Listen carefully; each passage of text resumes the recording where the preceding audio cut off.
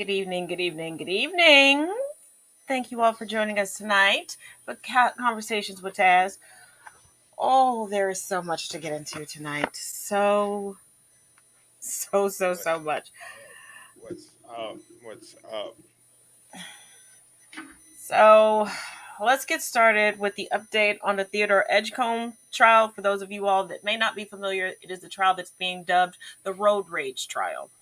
Uh, they keep touting the alleged victim and saying, oh, he's an immigration attorney, all this other stuff. Let's get into Theodore Edgecomb. And just so you all know, the prosecution has already rested and the defense rested today. But Theodore Edgecomb is a volunteer for a t-ball and basketball team, Little League. Has his own nonprofit to help young people in his area. He's just a few credits away from a bachelor's degree in psychology. The night that all this took place, he was actually going to a restaurant to pick up dinner for him to have a daddy-daughter date with his daughter so that they could reconnect and he could find out what her expectations were of him as a father. He broke down on the stand, speaking of the fact that he still owes his daughter this daddy-daughter date. Now, Mrs. Clearman, the wife of the man who lost his life that night, was the one driving. She hit Edgecomb with her car. Upon Mr. Edgecomb being hit and pedestrians saw this, Mr. Clearman yelled out the window racial slurs. That is what caused Mr. Edgecomb to punch Mr. Clearman. Then Mrs. Clearman chased him down and drove into the bike lane, which caused Mr. Edgecomb to go up on the sidewalk. And then Mr. Clearman followed Mr. Edgecomb down the steps and came at him. After that, Mrs. Clearman admitted that she did go through her husband's pockets. She claimed that she only removed a wallet, but there was also a knife there that the police have not tested. Now, one thing that I'm a bit happy about regarding this trial is, for once, we have a jury that does look like a jury of his peers. And the jury makeup is as follows. There's 12 jurors, 2 alternates, 12 women, 2 men. They age from their 20s to their 60s. 70 members of the jury appear to be persons of color. Of those 7, at least 5 appear to be African American.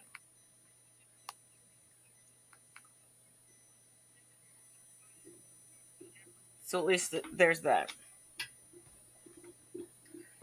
But yeah, they have painted this in a way that Mr. Clearman was just an upstanding citizen, and let's not forget he was an immigration attorney.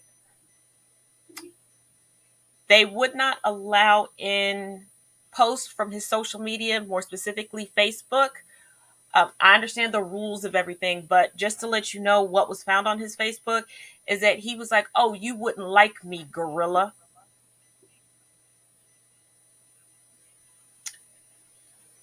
Um, sounds it's funny. They're not allowing social media posts, stuff like that, to be an effective trials. But when it comes to rappers, you can use their song lyrics With no as authentication, because that was their right, thing. They're like, "Oh, you have to have an expert authenticate that it came from his page." And the right, defense attorney was like, "Well, the wife is on the stand. She can look at it and say, is this a page?" And she's communicating with him on this post. That's authentication. Like, right, they're like, "Well, you can make up posts." So the wife was willingly having conversations with a fake post, a fake profile. Like, make it make sense. Like, right. this man was not what the wife painted him out to be. She got up there, and because she is also a person of color, she was just like, "Oh, watch me cry." And it's like, girl, you full of it. Sorry, not sorry.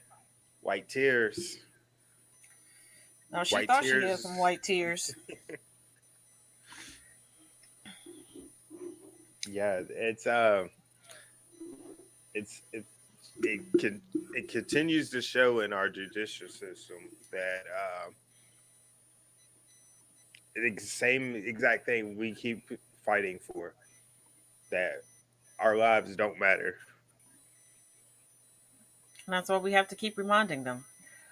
Oh, but it gets better. Let's get to this next update, because this one's a doozy. Breaking news in a story we were just covering last hour, the mysterious death of Lauren Smithfields in Connecticut. Here's her picture, 23 years old, died in her apartment. And she was with someone that she had met on the Bumble dating app. The family extremely frustrated and angry with investigators because they had not gotten an answer about what happened to their daughter, and were angry with investigators because of the way they handled it. The man that she was with was never interrogated. They never really tested his story. He has a lawyer now.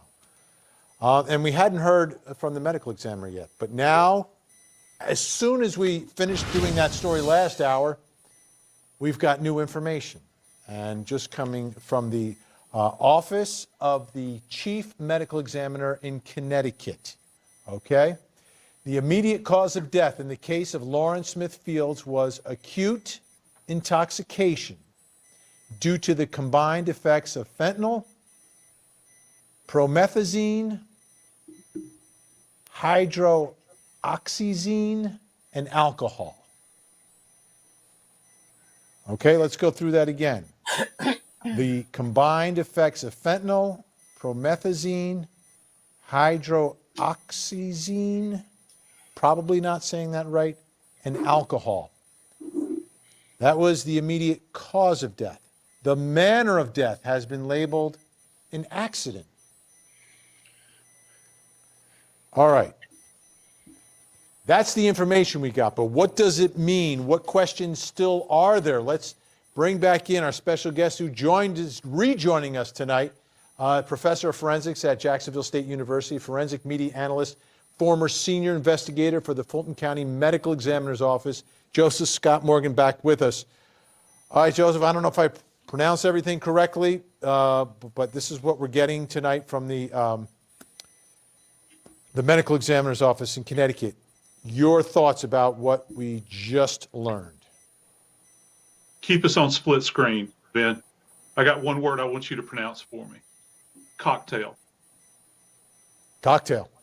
That's it? Yeah, that's what this sounds like to me. Yeah, I mean, just promethazine is actually an anti-nausea drug that causes drowsiness. Hydroxyzine is actually, it can be used as an anti-anxiety drug, but it's got antihistamine qualities to it. So again, drowsiness. And then we all know about the scourge of fentanyl, right? But fentanyl is essentially a synthetic opiate. And so you take those three agents, look at that on the screen. Those three agents right there, and you combine them with alcohol, that is a recipe for disaster. That is a lethal cocktail. And I cannot imagine in any universe where this young woman would say, yeah, okay, let me have a dosage of fentanyl, let me have a dosage of promethazine, and have a dosage of hydroxyzine.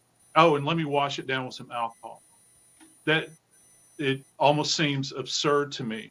So that means that these would have had to have been ingested in some kind of combination. I think that's rather obvious, but I think that that's key here. Now, keep in mind, when the ME rules this as an accident, they're not ruling this from the same perspective that, say, a law enforcement agency would. If the ME would rule this as a homicide, they would have to be presented with what you lawyers call intent in order to push it over that line for them. To this point, I don't know if that has been established yet.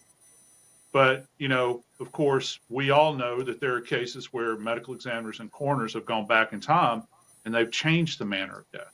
So I'm going to be very, very interested to see how all this unfolds. I'm amazed at this combination, and it's popped up right now. And, you know, you combine that with alcohol. I mean, how many warnings do we have out there in the general public where people tell you to stay away from these drugs? And whatever you do, don't mix it with alcohol. I mean, we've heard that for years and years. And so to me, this smacks of a cocktail. Now, how she administered it to herself or how it was administered to her. I don't have an answer to that. Is there any way to figure that out? Is there any way to figure that out from toxicology, the amount of each and again, how it's all ingested, at what point it's ingested, whether how long it's been in your system? Well, yeah, I mean, drugs have a half-life, but this is important. So folks at home really grasp this. When we draw toxicology, that's urine and blood and all those other fluids that we draw at autopsy. We go for what's called a qualitative amount, which means we say that those substances are in the system. Now, it takes a bit longer to get a quantitative amount. And I don't think people at home realize this, but when we're looking at these drugs on a toxicology sample, when you look at something like fentanyl, there is actually a therapeutic range for fentanyl. Okay, therapeutic range. You know, traditionally, fentanyl has been used as an anesthetic, okay, or for an early form of anesthesia or a painkiller, that sort of thing. So there are, in fact, therapeutic limits. Now, it's when you get beyond those limits that it becomes dangerous. Oh, and also, when you mix them and combine them, it causes what's referred to as an antagonistic reaction. And so you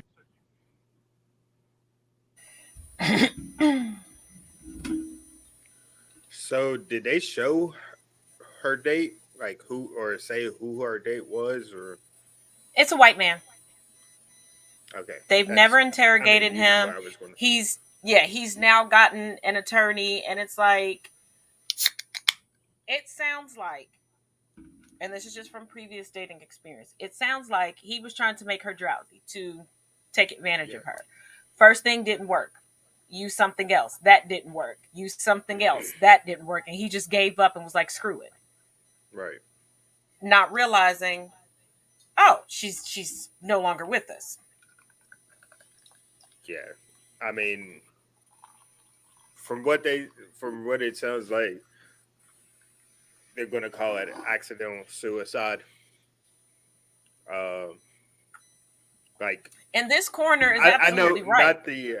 I was about to say, they're not, what they were saying doesn't, but I feel like the court systems or, police are going to be like, she gave it to herself. Like, she asked for it.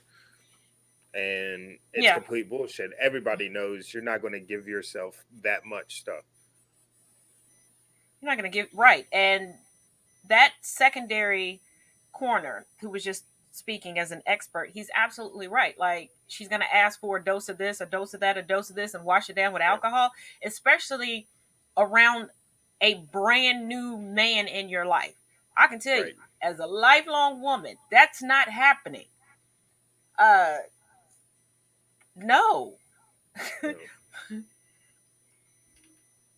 this is a woman who had no drug use in the past, in school, side business.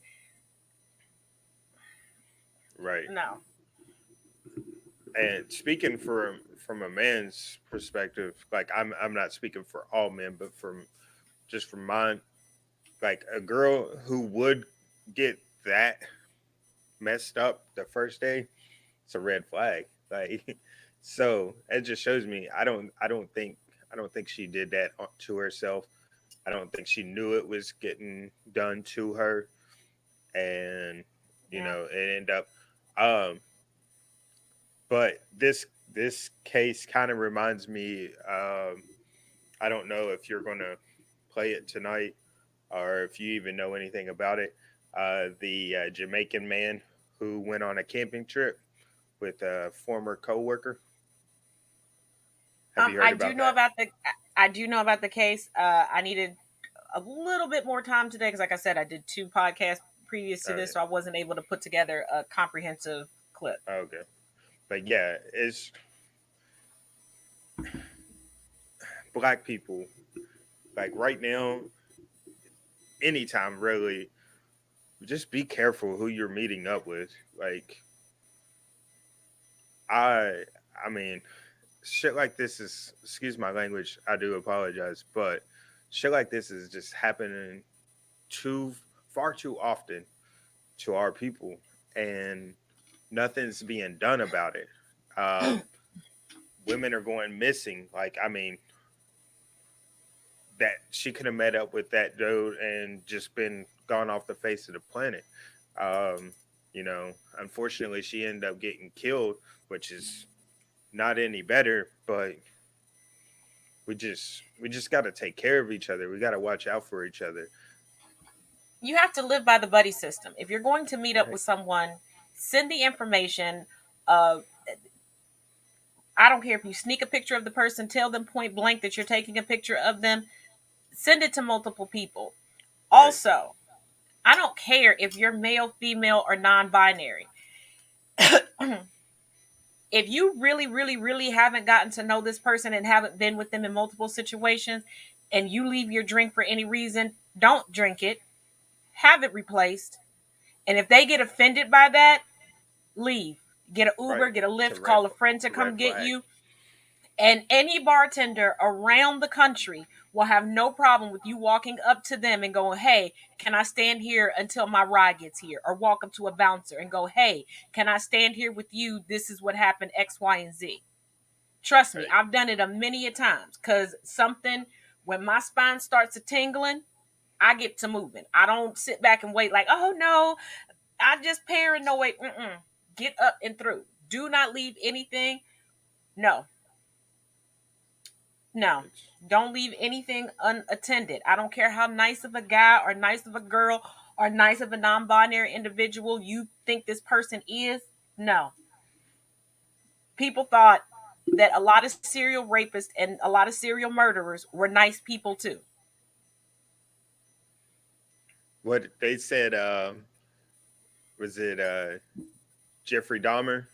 They said before he would murder people, like he would sweet talk them. Like they said he was just the nicest, friendliest guy you could ever meet.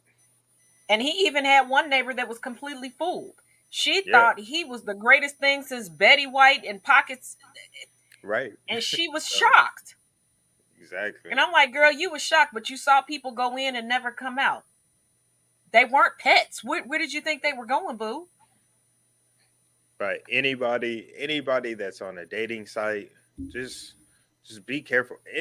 Actually, when you're meeting new people, period, keep them at arm's distance until you feel completely comfortable with that person, until you feel safe.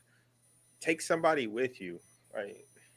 Too much stuff like this is happening, and we gotta stop it. And stop thinking that your coworkers are your friends. And as much as I Right? know everybody has the Apple Android debate, but one thing that I do love about my Apple Watch,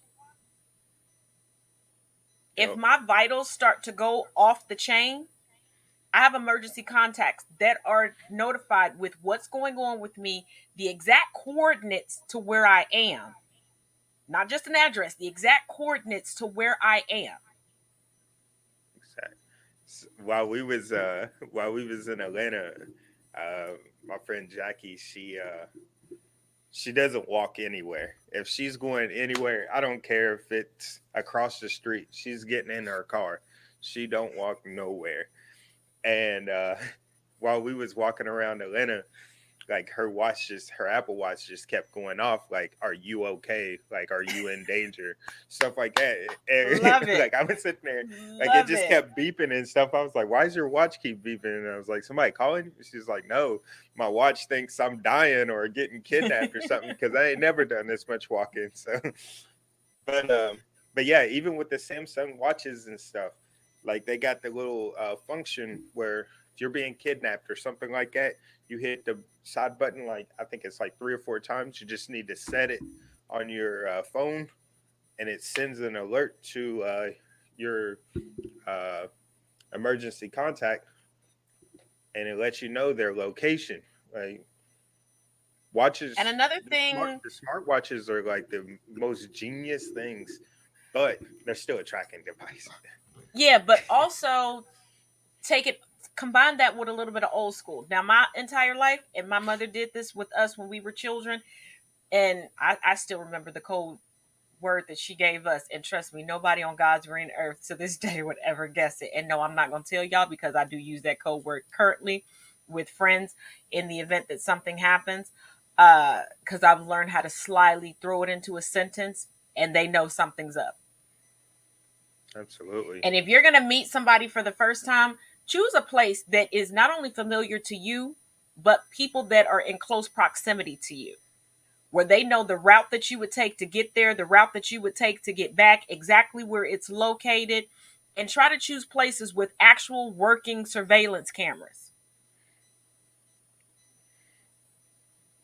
And you can tell, because if you don't see no wires connected nowhere and you don't see no light and they don't move, Yeah. but we got I another mean, update. Let's roll it. Fights back tears with community supporters. His wife, Sophia, just arrested and now in jail 1 week after Griffin police arrested him. They are dumbfounded, he says, through their attorney at the allegations against them. There was absolutely no false imprisonment, no kidnapping. Attorney Dexter Wimbish says the Bankstons have been operating a personal care home in the basement of their home for just over a year, taking in wards of the state and others, disabled, poor, homeless. There were 7 people living here as of last week. Wimbish says the Bankstons have repaired the bolt lock that police say kept residents inside against their will. They were free to come and go as they pleased. No one was held hostage. Pastor Curtis Bankston fights back tears with community supporters. Okay, let me add a little bit onto this because I looked up some information. And I found an interesting article by abtc.ng. Who is Curtis Keith Bankston and why has the pastor been arrested? Curtis Keith Bankston, a Georgia clergyman, and his wife managed an unlicensed group home in Griffin. Bankston is currently being investigated by authorities after it was discovered that they habitually imprisoned their crippled patients in a basement against their will, according to police. Curtis Keith Bankston, 55, was arrested and taken into custody for false imprisonment in Spalding County. According to police, the operation was discovered early Thursday morning. According to authorities, firefighters were dispatched to a home on Valley Road to assist paramedics in treating a resident who was experiencing a seizure. Because the basement door was double key deadbolt secured, first responders had to crawl through a window to get to the patient. This piqued fire authorities' interest, prompting them to call the cops. The property had been leased to the couple for 14 months. Investigators discovered that Bankston pretended to be a preacher and used his wife's corporation to confine the inhabitants in the facility. The victim's income, medications, and governmental assistance were all under the control of the pair. According to authorities, Sim Bankston will face charges and Bankston will face additional charges pending both investigations.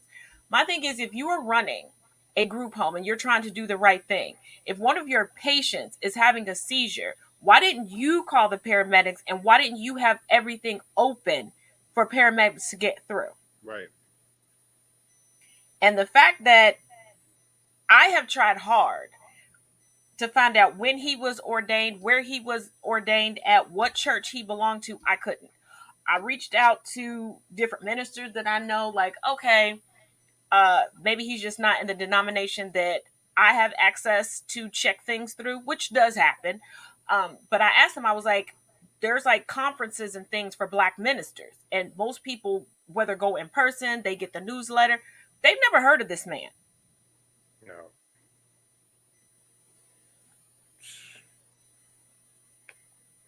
No. Like I said, there's like we just talked about. There's you can't trust everybody. Some people say they're out to help you or out for your good, but And I'm sorry, if you're living on the streets, if somebody just says, come live with me, and it is a lifelong dream of mine to be able to get a couple of buildings and a couple of buses and be able to round up the homeless. But I say right, buildings where they can have keys, they can go in and have privacy and security. Not, and I'm not saying that I have anything against people who happen to be homeless. It's not that I wouldn't open up my home to them. They don't know me. right. I don't know them. They don't Like know if it would do anything to them. And that's a valid fear for someone like that, for anyone to have. But if exactly. you're just now meeting someone and you know you're not in the best of health, don't. Don't. Just like the people who are so quick to, oh, baby, I love you. Come move in with me. Run. I'm never even gonna live with my wife. Like we still gonna be in separate houses. You know what? Um, Years ago on the Today, was it the Today Show? One of the morning shows. They did a show, and I will never forget this. There was a couple who had identical houses side by side, and Perfect. they would just alternate going to each other's homes. But I'm pretty much like that at this point now because Right. we be on one floor and the other. We just be high I'm, fiving on the steps. What's up, partner? I'm like my last the last girl I talked to. We before we end up ending things, we talked about us starting a life together and stuff like that. And I was like, you can live next door. I can't live with you though. I can't do it. I don't. I've been out on my own since I was 19. Like it's always just been me. Like people come over and stay, whatever, but they gotta go. Like I've never had anybody living with me. So I'm like, I don't think I can do that. unless it's Oh, I feel unless you. it's like my godson or something like that. Like Yeah, my god outside of my kids, yeah, first of all, I know I don't like people touching my stuff. exactly. You know, I like to keep things cleaned and organized a certain way, and I know I've tried to work on this, and I realize I can't because if I take the time to clean and organize something, and all I'm asking you to do is put it back where it goes, even if you just put it beside it, I'm ready to send you to the Right. ancestors. Hey, when my godson's up here and his friends here, because me, I like my place to be clean like all the time. Like, because if somebody comes in, I don't want them to be like, oh, he lives like a slob. But kids are kids. So like, I'm sitting there watching them, and they're like just moving everything around, and I'm like getting wide eyed, like, all right, y'all got to sit down. Y'all are stressing me out. Or I'll just go to my room because I'm like, I can't watch it because, like, in my head, I'm like, I got to fix it, like, right then and there. And I know Yeah. that's so, but no, like, we got to stop trusting people so much. Like, who, like, don't, not People are everybody, more concerned and more attentive to not eating at everybody's house than they are right, with everything else. Because right, we went from in the 90s being told stranger danger, everything else, and I would see people just pull up on somebody that you need a ride, yeah, get in the car. Then you realize when the little SVU van started going out, you shouldn't do that. It's like how many women, how many people, period, have to go missing before you get it? But one positive update, and the government said that they're now recommending people to wear the N95 mask because of the new variants, and they said that they would be offering new ones uh, as soon as this Friday, January 28th. You will be able to pick up a free mask from your local Walgreens locations. There are other pharmacies participating in this, and they will have masks as well. But I do have confirmation that this Friday, beginning this Friday, Walgreens locations will have free N95 masks. So make sure you stay healthy, stay safe, and please get vaccinated if you are not already. And let's see. Oh, hold on. Let me find. Here we go. I have to find the article that goes along with this. Now let's update on the racist smoothie daddy. Here we go. Have no room to yell at us. I want to speak to the fucking person who made this drink. Is that you? No, it we wasn't don't know me. who made it, You so don't know who made it? there's 4 of us here, so we obviously don't know. Fucking stupid, fucking ignorant high school kids. Okay, I bye. want to speak to the fucking Bye. manager. Okay, you can Jim, call stop, corporate stop. whenever you want. Goodbye. Gianna, stop. You're on camera. Fuck You're on out of camera. here. You're on Fucking camera. bitch. No, I don't care. Give it to me right now. What? I'm calling the police. I'm calling the police. Fuck you. I want the fucking telephone number right now. Gianna, I want the stop. telephone number. Shut the fuck You up. shut up. Get out. You can call corporate Stupid whenever you fucking want. idiot. Bye. You're a fucking idiot. Okay, good for you. Bye. I want the Bye. fucking number. Bye. Shut up. You shut up. You're not gonna tell me to shut up. The fuck? Who are you? Who are you? Fucking immigrant loser. What? Fuck you. Get the fuck out! Get the fuck out! Get the fuck out! You're going to jail! You're going to jail, you racist piece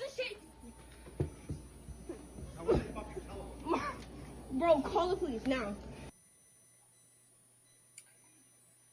Now, his excuse for going off is that he went in to order a smoothie for his son who has a peanut allergy. And he asked that no peanut butter be added, and peanut butter was added. And his son, they had to use an EpiPen and take him to the hospital. Fair enough. As somebody who has deadly allergies, food, and otherwise. But I do know there's something important that we've all been taught to do. One, read the ingredient listing. Don't order a peanut butter smoothie and then say no peanut butter as if it's just a preference. Right. How about not going to a place where you know definitively there's going to be cross-contamination? Number one. Number two, he wasn't concerned about his son, because if he was, he would have been in the hospital right now with his son or sitting on standby if the other parent was in there, because I don't know their rules right now with hospitals because this took place in Connecticut. Number two. Number three, I 100% guarantee you that if there had been an adult there, he wouldn't have reacted that way. He did that on purpose because those were teenagers and those were girls. And for all the people that are online trying to do mental gymnastics to defend this bullshit, like, well, if it was my child, guess what? It is nobody else's responsibility for your allergies than you or you for your child. If you do not inform someone that, hey, this is an allergy, and because y'all have misused it so much to try to get your way, those of us that can die from allergies are rarely taken seriously. But it's nobody. How would they know that that's an allergy? When I go to Starbucks, there are times where I go, oh, no, blah, blah, blah. And if they mess up and put it in there because it's a standard part of the drink, I don't get upset because it's just a preference. Right. Yeah. And he was fired from Bank of America. Oh yeah, he was Will Fargo, whatever. Yeah, something like that. But yeah, you're 100% right. If there was another adult in there, he would have never acted like that. He showing out because he knew he could. It was 4 girls in there at the time. You only see 3 in the video. The 4th one was actually in the back calling the cops when he first came in there and started yelling. And then the cops end up getting there a lot sooner. Like when she says, "Oh, we're calling the cops," cops was already on their way.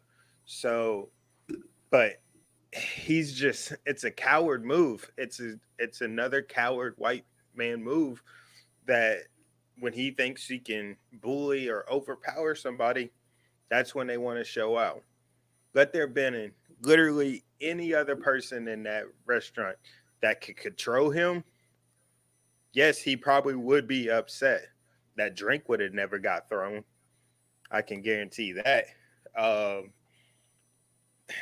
Because as a parent, if I get a call or I'm with my child and they're having an emergent situation, I'm going with my child.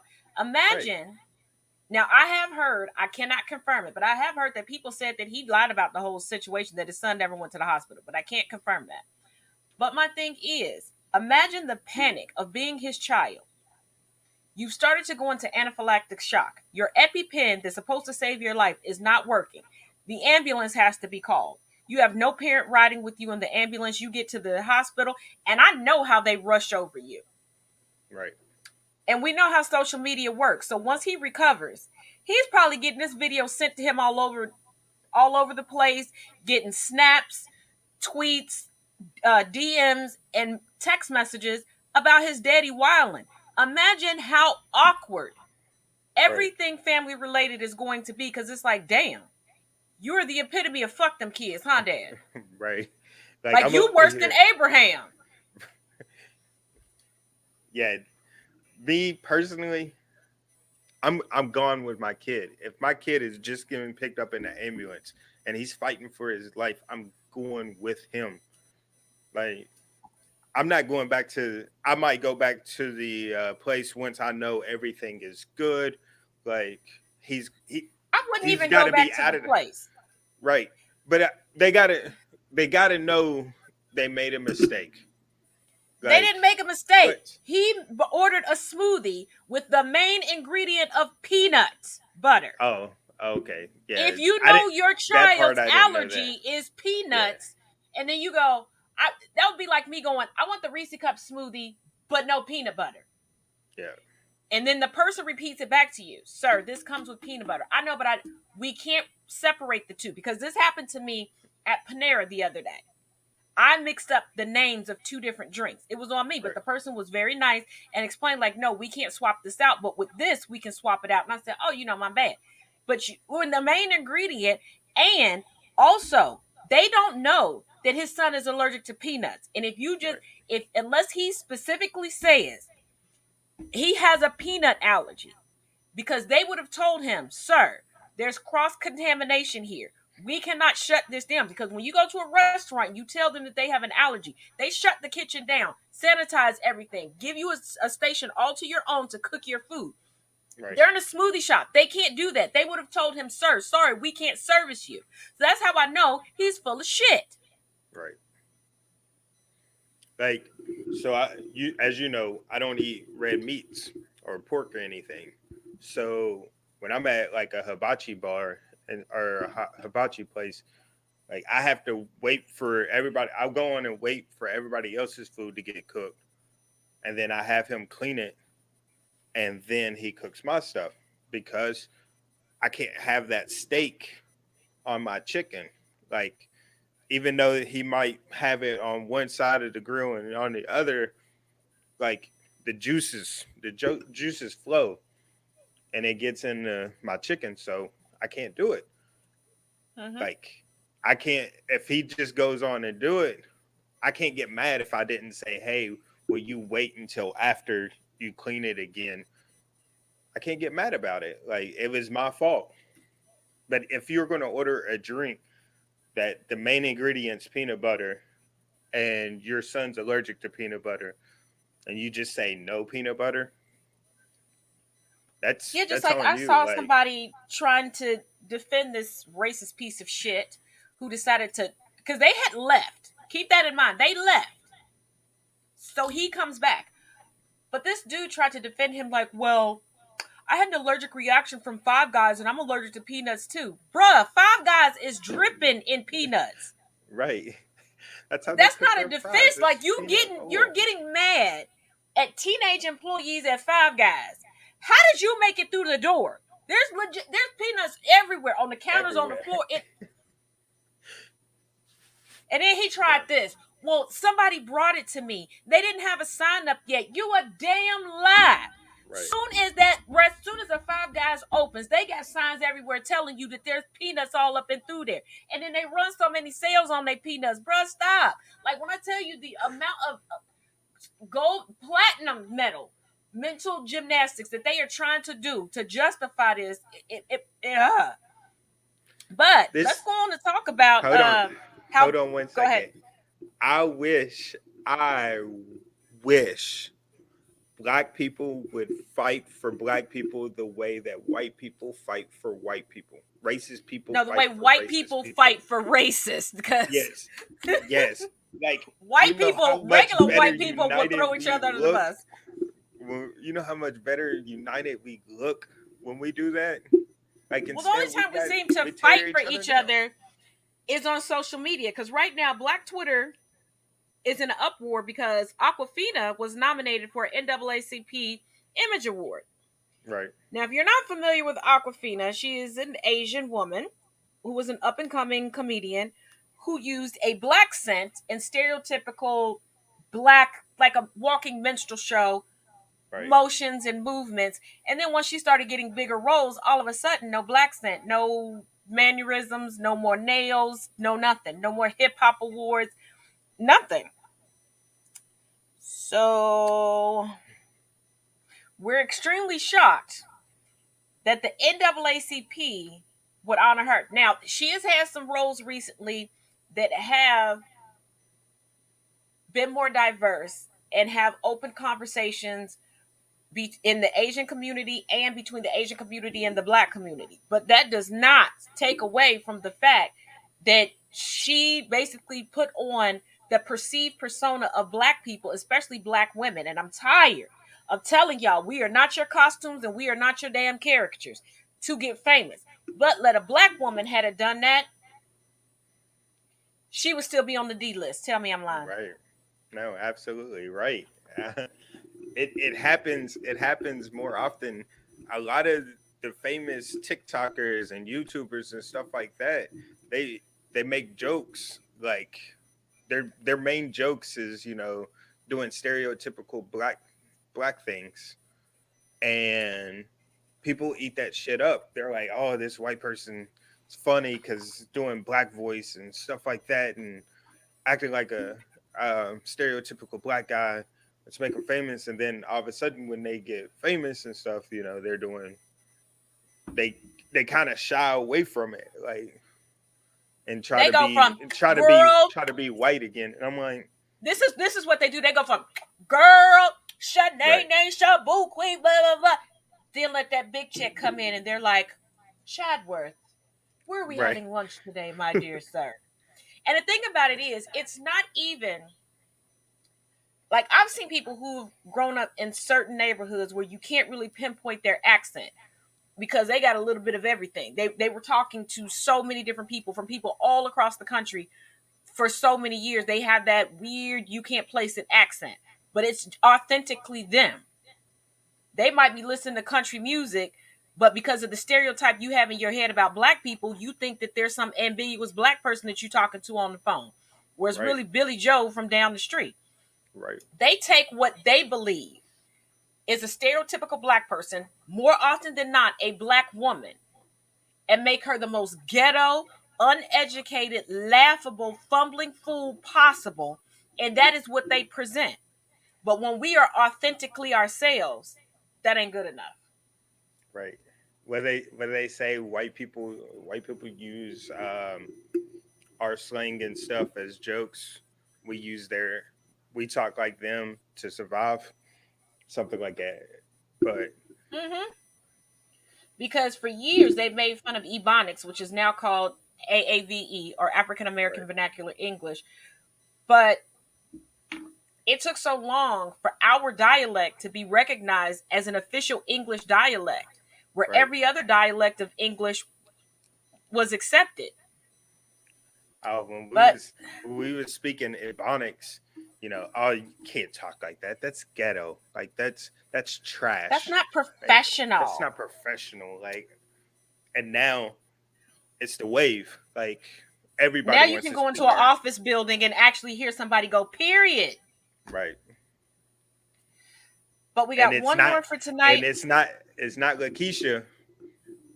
It's not Lakeisha saying it.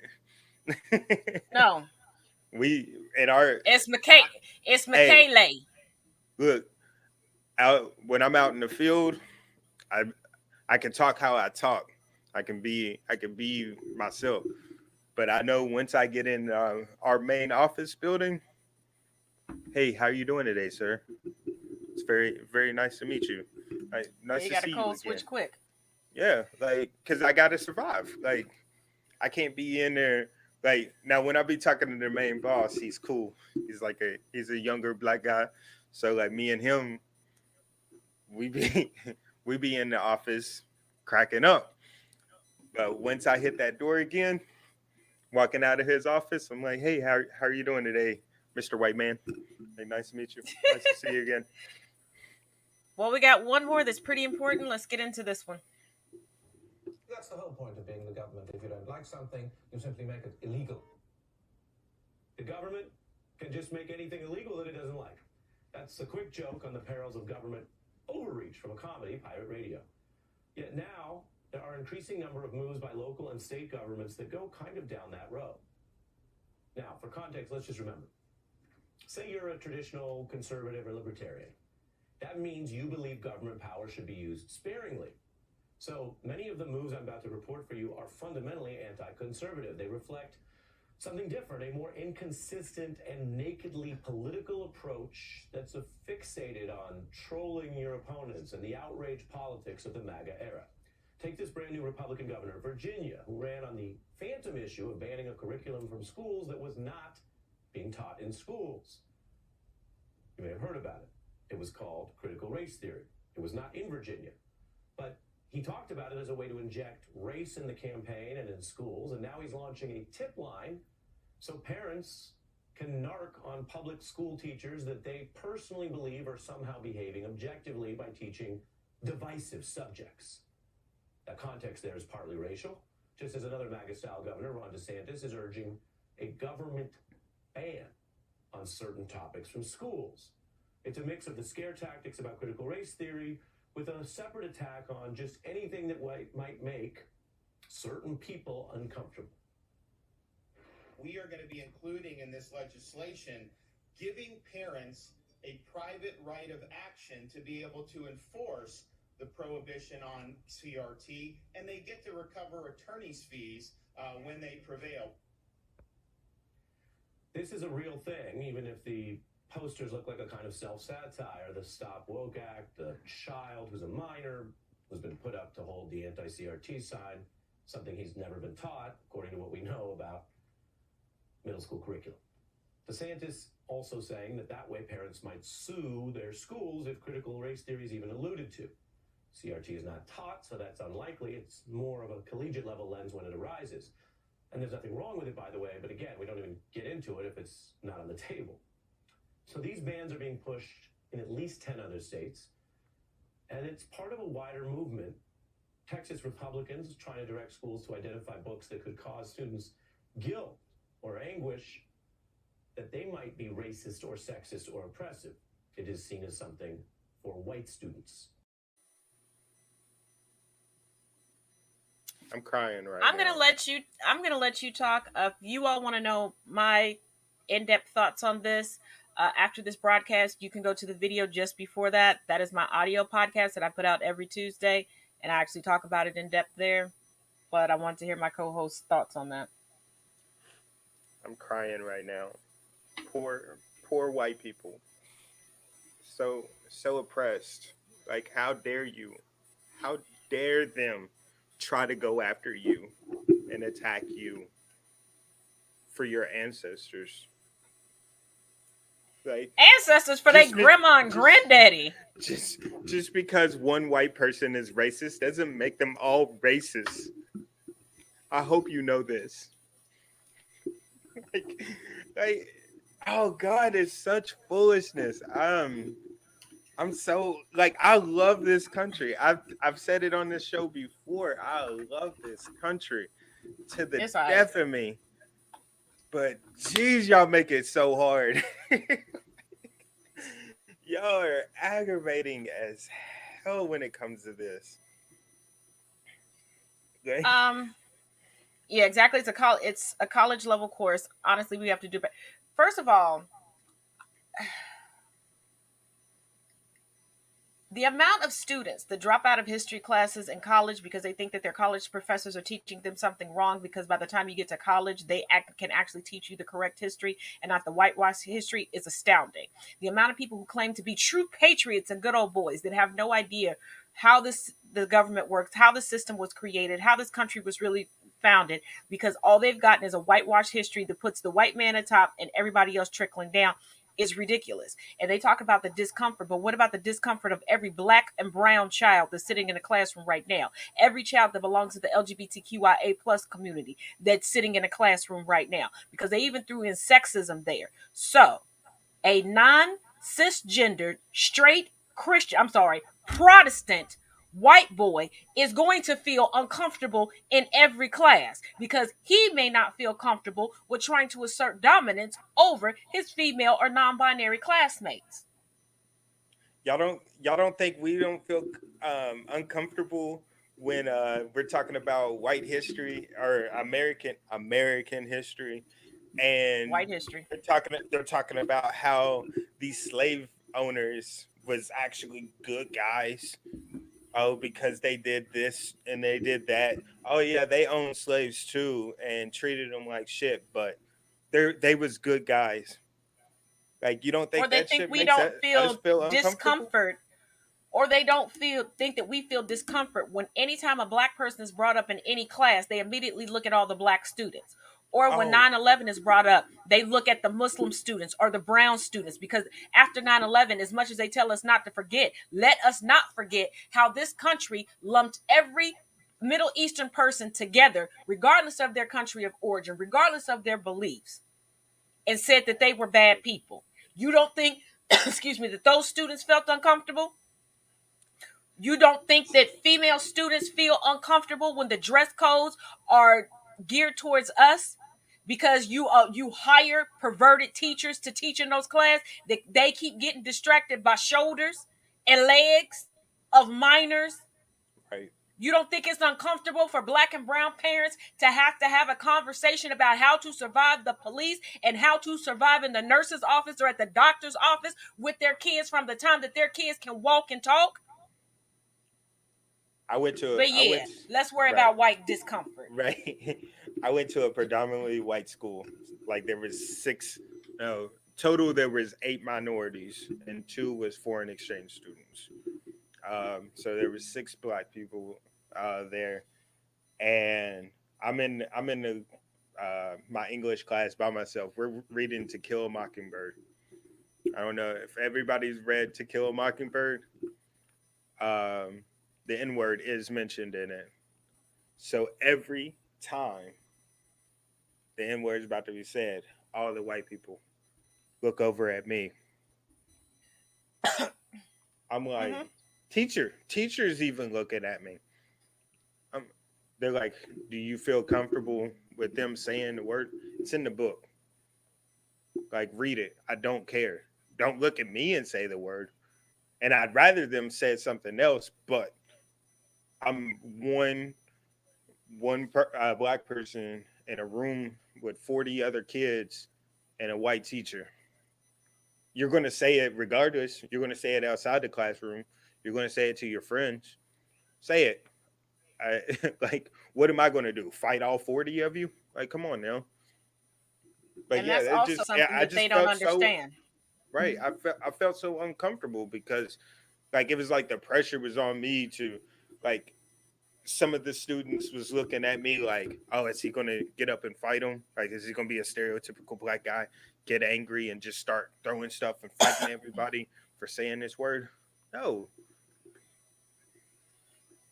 But yeah. And see, it's those situations that you have Black people going, well, I have a Black friend, or I went to school with this person, or I lived in this neighborhood and they didn't have a problem. No. What white people don't understand is the amount of times we have had to let things slide because we have been so low and we have been so outnumbered that we have to sit there and just give that uncomfortable grin, right, or just give that uncomfortable stare, or just hope that time goes by quickly. Because I worked at a company where there were 3 minorities, me, one other Black person, and a Spanish young lady. That was it. Not only were we the only minorities there, we were the 3 youngest people in the entire company. Right. What were we going to say? I got so fed up once. Y'all know me. I packed up my stuff and left. Deuces. I can't do this anymore. I can't. And what added insult to injury was the ringleader was a gay woman. And I'm like, baby, you're just as marginalized. Well, don't say, but you're marginalized, just like me. If given the opportunity, they would flip on you. Oh, absolutely. Easily. But you lost sound.